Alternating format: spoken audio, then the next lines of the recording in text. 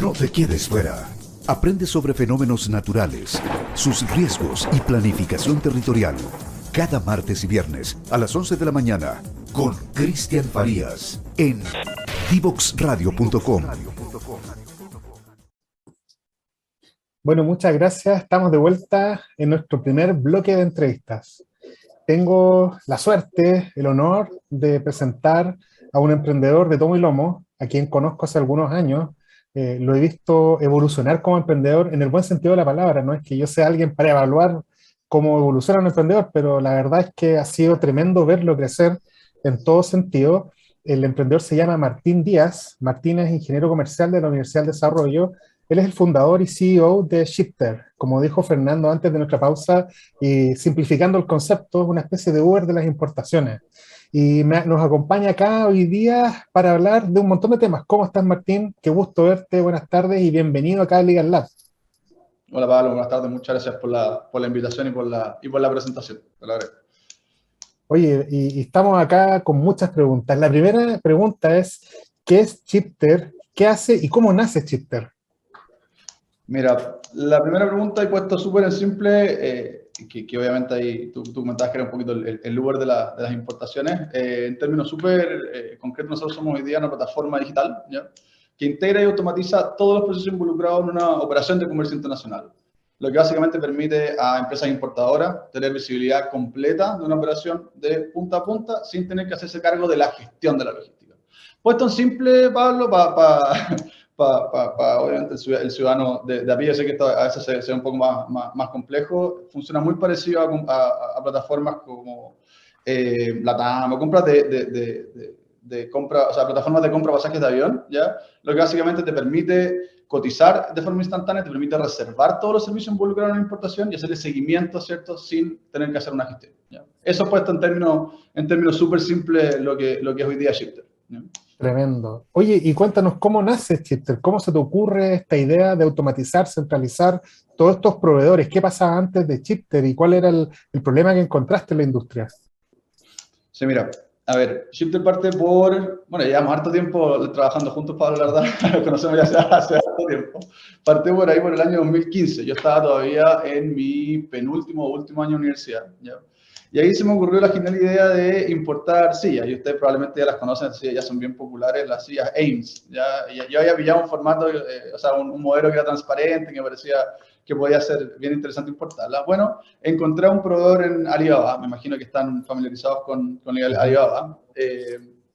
Encontré al productor, básicamente logré setear el precio de la cantidad, que eran 100 sillas, ya, no, creo que eran $20.000 el monto de la compra, y yo inocentemente, hasta ahí a todo espectacular, inocentemente pensé que importar como persona jurídica, ¿cierto?, como empresa iba a ser básicamente lo mismo que importar, ¿cierto?, por AliExpress o Amazon. Y ahí claramente fui inocente, me encontré me equivoqué, ¿cierto? Me encontré con una muralla. ¿A qué me refiero con una muralla?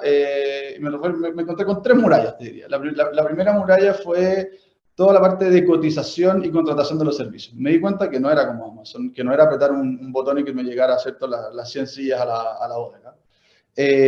Tuve que cotizar con distintos proveedores de servicios por correo. ¿Ya? Es lo mismo que yo hoy día tratar de cotizar un pasaje de avión por correo. Es como que si contratara viaje Falabella y me pusiera a enviar un correo, no me dijeran exactamente cuándo era el itinerario, cuánto iba a salir, que me dieran una cotización que no estaba firme, mucho se aplica, y eso era solo con el flete internacional. Ya después tuve que contratar, bueno, y eso es con un proveedor de servicio, después tuve que comparar con tres distintos proveedores de servicio solamente para el flete internacional, básicamente que fuera de puerto a puerto. Después tuve que cotizar y contratar el seguro por la carga, ¿ya?, que tampoco tenía la menor idea de cómo funcionaba. Internación, ahí me di cuenta que desde la total ignorancia, estoy hablando cuando tenía 23, 24 años, me percaté y me di cuenta que había un ente que es muy parecido a lo que hoy día es un notario público, es un ministro de fe, que se llaman agentes de aduana, ¿ya? Que es un intermediario entre aduanas de Chile y el cliente. Bueno, yo tenía idea que existía eso y que no tenía que pasar obligatoriamente por un agente de aduana. Y después, obviamente, cotizar y contratar el transporte local desde puerto a bodega, ¿ya? Y esta era solo la parte de cotización, ¿ya?, y contratación de los servicios. Ahí, obviamente, no pude saber, hasta el día de hoy, no sé cuánto me costó efectivamente. no pude cotizar la carga puesta en mi bodega, no lo pude hacer. Tomé los servicios a ciegas, 100% a ciegas, ¿ya? Dije, ya, ok, ya, ¿sabes? Voy a contratar todo el servicio y esperando que este fuera la peor parte del problema. Ya ese fue solamente la puntita del iceberg. Después, porque como tú bien sabes, Pablo, una carga desde China vía marítima demora, solamente el flete marítimo demora aproximadamente 40 días. Entonces, estuve más todo el transporte en origen, la coordinación en origen, más todo la coordinación acá en destino y hasta que llegue a la bodega. Más o menos 2 meses tuve que estar persiguiendo toda la información. ¿A qué me refiero con persiguiendo toda la información? Si es que la carga había sido retirada de la bodega del proveedor, si la carga había llegado efectivamente al puerto, si había zarpado, si había habido algún cambio respecto al itinerario original, porque eso es muy frecuente, que las naves cambien su itinerario original y no lleguen cuando estaba pactado. De si la carga efectivamente había llegado, si es que se había desabonado de forma correcta. Bueno, estuve persiguiendo 2 meses la información sin ninguna trazabilidad, nada. Estaba totalmente a ciegas, ¿ya?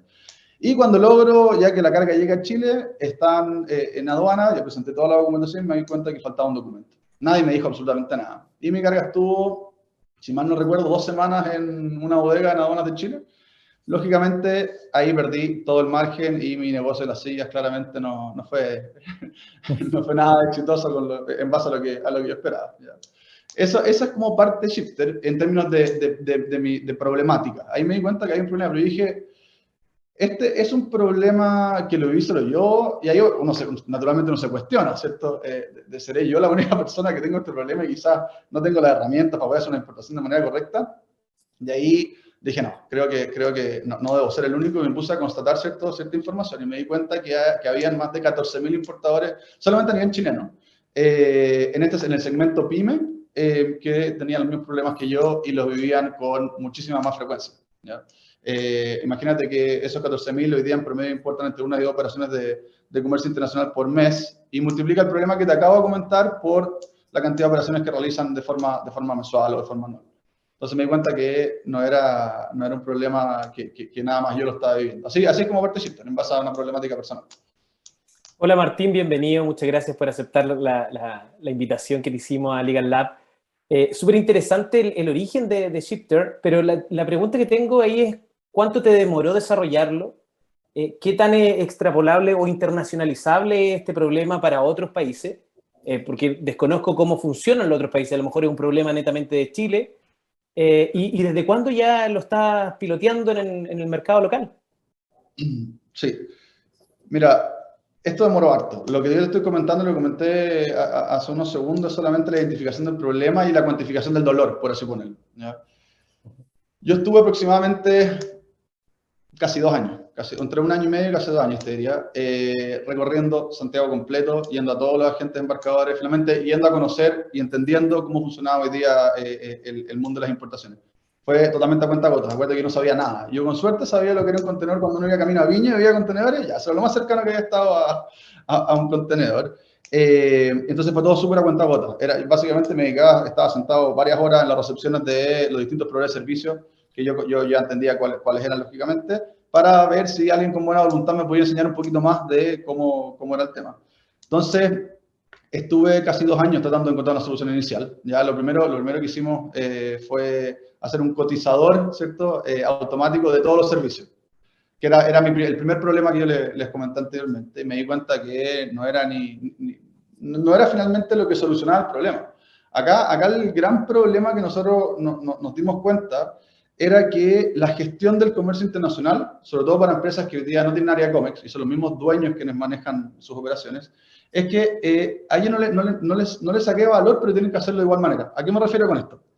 A un importador que tiene giro de importaciones, que no tiene área de COMEX, y que son los mismos dueños generalmente quienes realizan las importaciones, a ellos no les va a hacer encontrar un mejor producto al gestionar el COMEX, no les va a hacer tener una mejor promoción de sus productos, no les va a hacer tener una mejor postventa. Sin embargo, es crítico para su negocio, ¿ya? Entonces estamos frente a un dilema que por un lado, ¿cierto?, no le agrega ningún valor, pero por otro lado están obligados a hacerlo, ¿ya? Entonces nos dimos cuenta que ese era el real problema, y en función de eso desarrollamos lo que es hoy día Shifter, ¿ya? Que es una plataforma, ¿cierto?, como te comentaba, que permite tomar todos los servicios sin tener que hacerte cargo de la gestión, con costos conocidos, transparencia completa y con trazabilidad completa punto a punto, ¿ya?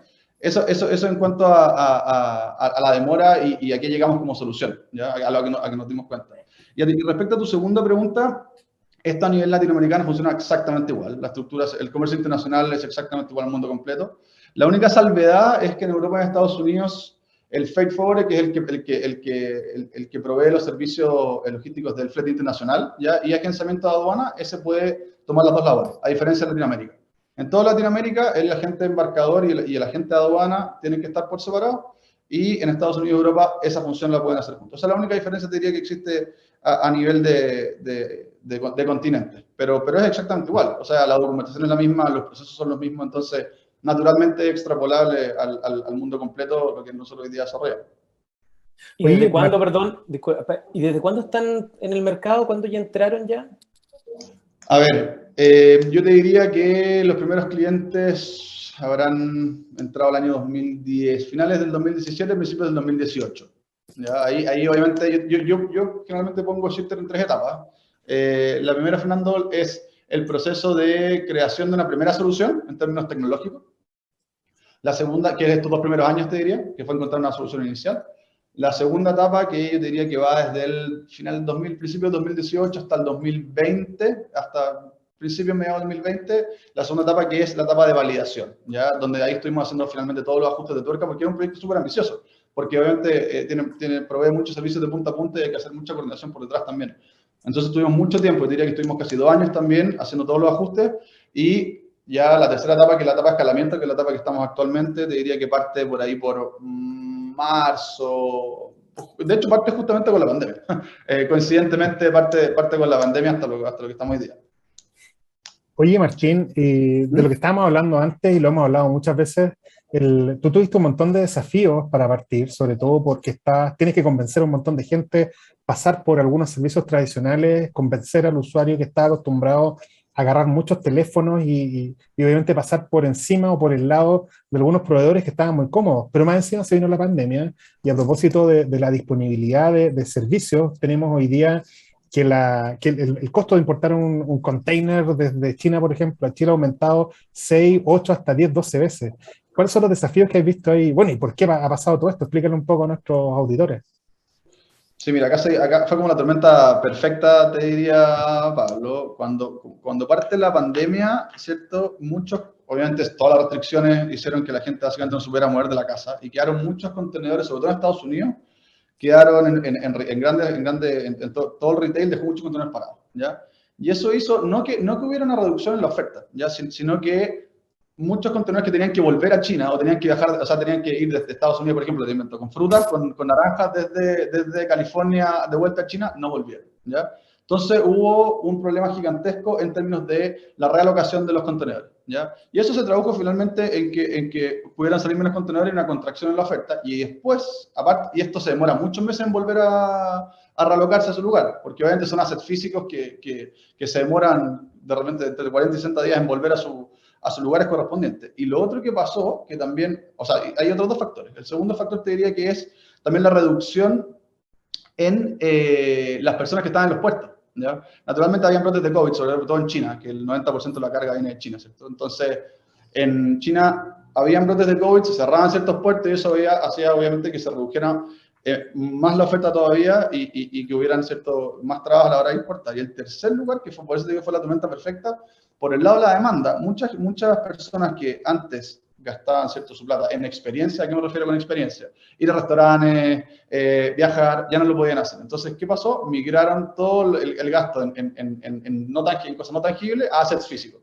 Entonces, aparte de que hubiera una reducción en la oferta, por lo que te acabo de comentar, hubo un aumento de la demanda, sobre todo en Estados Unidos. Hubo un aumento de la demanda porque miraron de experiencia a assets físicos, ¿cierto? La gente dijo, estoy en mi casa, voy a comprarme una trotadora, ¿cierto? Voy a reacondicionar mi casa porque en total no puedo salir. Entonces, eso hizo que fuera la tormenta perfecta y sumado, no sé si se acuerdan, al tema del buque que cayó en el canal de Suez, que esa fue la gota que rebasó el vaso. Yo le iba a preguntar, pues, el Evergreen, ¿qué escoba dejó ese? ¿Cómo se puede cuantificar esa escoba que dejó el encallamiento del buque ese? imagínate, o sea, porque el canal de Suez pasa, si no me equivoco, debe pasar, creo que pasa un buque por vez. Y es un tránsito que une dos rutas súper transitadas. ¿Okay? Entonces, un minuto, y de hecho hay unas fotos que son bien interesantes de Google Earth que muestran efectivamente el buque encallado y todo el resto de los buques que estaban esperando para entrar al canal. Y naturalmente eso hizo que todo, porque todo está conectado, finalmente el mundo completo está conectado por las distintas rutas oceánicas, se bloqueó todo. O sea, solamente ese buque hizo que finalmente se estabilizara en buena medida todo el tránsito internacional de contenedores. Sumado obviamente a todo el resto que te acabo de comentar. ¿Y cómo ves las proyecciones, Martín, de aquí al futuro? ¿En cuánto tiempo crees que se va a recuperar o reordenar el tema de las importaciones y cómo eso también empalma con el escalamiento de ustedes del negocio? A ver, el tema de esto, yo siempre lo que estoy hablando siempre es de full container, naturalmente. Por lo que comentan las navieras, dicen que todavía faltan alrededor de, es lo que hablábamos, ¿no? Alrededor de 10 meses para que el tema se regularice. ¿Ya? Y también, obviamente, falta un tiempo, y uno no sabe, obviamente, cómo están cuáles son las nuevas medidas que están tomando todos los puertos para poder hacer cierta medida a los potenciales outbreaks de COVID. Pero todavía tenemos el próximo año con tarifas altas. No van a bajar. Imagínate que las tarifas están llegando, o llegaron, de hecho. Ahora estamos casi en un contenedor de China está costando casi $20,000. Entre $15,000 y $20,000, obviamente, dependiendo si es un 20 o un 40, pero ¿Y cuánto no hay... costaba pre-pandemia, Martín? Esos mismos $20,000, ¿cuánto era pre-pandemia? 1.500. Entre 1.500 y 3.000, obviamente depende de la temporada. Siempre en temporada alta obviamente subían y llegaban máximo, Pablo, te diría que a los 3.000 a todo reventar. Más que eso no subían. Entonces esto no puede nunca acabar. Cuando llegamos a los 5.000 dije, esto no puede seguir subiendo. Y estamos en 20.000. Entonces tampoco me aventuro a decir qué es lo que va a pasar al futuro, pero por lo menos no se vislumbra que vayan a bajar en el corto plazo. Y Martín, ¿cuáles son los próximos pasos para ustedes en cuanto a qué otros mercados quieren ir apuntando? Sí, hoy día naturalmente estamos, yo diría que en distintas verticales. Una es el proceso de internacionalización, ¿ya? Donde estamos apuntando a Perú, Colombia y México, ¿ya? Eso es, y en el mismo segmento, y por otro lado ya estamos empezando a trabajar con empresas que tienen áreas de cómics, ¿ya? Acuérdate, nosotros estamos principalmente hoy día enfocados en empresas que no tienen un área de cómics y son los mismos dueños quienes gestionan sus importaciones. Ahora estamos migrando al segundo segmento, que son empresas ya con un mayor volumen de importación. Entonces, por un lado, vamos a empezar a proveer servicios a empresas de mayor volumen de importación y también vamos a comenzar, yo te diría que estamos calculando que en marzo del año que viene ya vamos a estar instalados en Perú, Colombia y México. Eso es lo que se viene en términos de roadmap para adelante. Oye, tremendo, Martín. Se nos pasó volando el primer bloque. Vamos a ir a nuestra segunda pausa musical. No se vaya a ninguna parte, por favor, queridos auditores, queridas auditoras. Ya volvemos con Martín Díaz y Chipter, su experiencia como emprendedor. Nos vemos.